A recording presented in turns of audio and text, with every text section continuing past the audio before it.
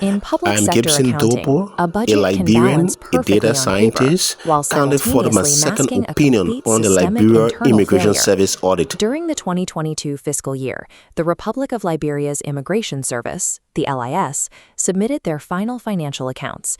For that period, the national legislature appropriated roughly $7.7 million. The LIS reported actually receiving, and subsequently spending, exactly $6,391,553.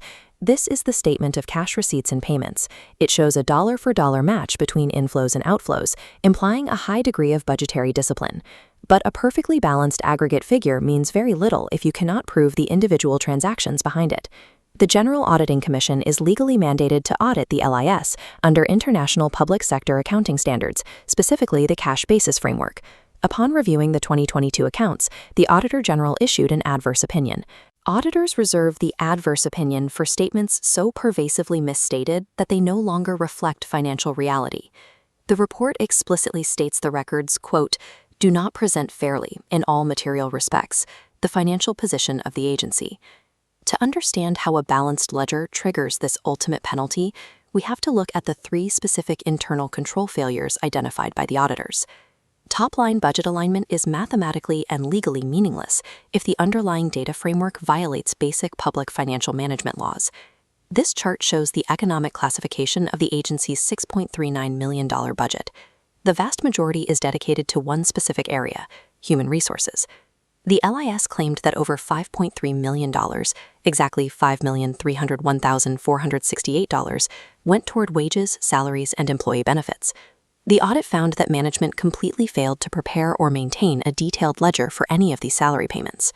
This directly breaches Regulation A.31 of the 2009 Public Financial Management Act, which legally requires the head of a government entity to keep proper books of accounts.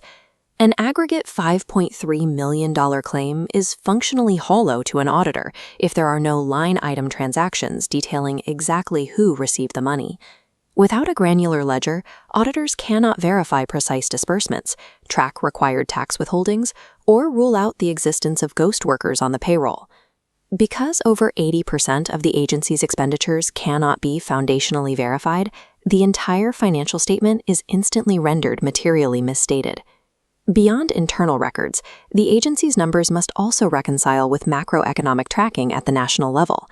The Integrated Financial Management Information System, or IFMS, operates as the central nervous system for government ledgers, recording all valid state financial activities.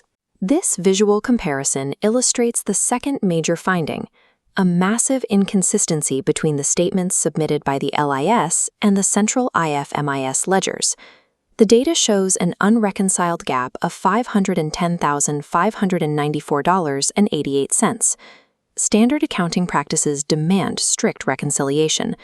A $500,000 blind spot means either the local agency, the central treasury, or both are recording phantom data. An external auditor cannot issue a clean opinion when the agency's internal books diverge from the central treasury's master system by over $500,000. These numerical discrepancies stem directly from the human element, specifically the breakdown of the agency's control environment. This breakdown is evident even in smaller transactions, where over $9,000 in operational expenses were processed without basic payment vouchers or delivery notes. This flowchart maps the third major finding. A standard payroll management system requires strict segregation of duties between authorization, processing, and disbursement. At the LIS, that segregation was absent. The same individuals calculating pay could authorize their own transactions without independent oversight. Furthermore, management operated without any approved human resource policy and completely bypassed civil service standing orders. Operating without policy or oversight creates an active structural vulnerability, allowing a single point of failure to increase the risk of undetected fraud. When there are no rules dictating who gets paid and no segregation in the payment process, the resulting financial figures are effectively fictional. The logical consequence of these findings invalidates the final line item of the fiscal year, the statement of cash position. The LIS reported ending 2022 with a closing cash balance of $20,000.80, spread across various operational bank accounts. Methodical. If $5.3 million in outflows lacks transactional documentation and $500,000 is out of sync with the central treasury, the closing balance cannot be mathematically trusted. Consequently, the Auditor General rejected this final figure.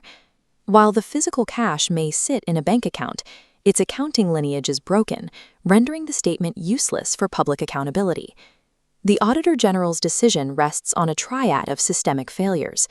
This structure illustrates that triad: the $5.3 million ledger void at the base, the IFMIS variance in the middle, and the total absence of segregated controls.